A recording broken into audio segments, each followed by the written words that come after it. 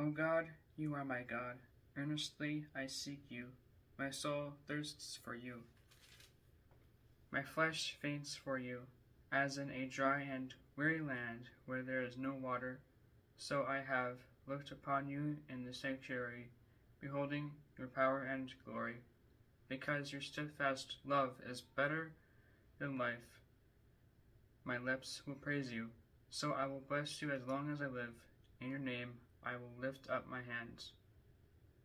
My soul will be satisfied as with fat and rich food, and my mouth will praise you with joyful lips when I remember you upon my bed and meditate on you in the watches of the night. For you have been my help, and in the shadow of your wings I will sing for joy.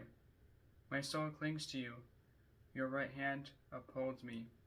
But those who seek to destroy my life shall go down into the depths of the earth. They shall be given over to the power of the sword. They shall be a portion for jackals. But the king shall rejoice in God. All who swear by him shall exalt, for the mouths of liars will be stopped.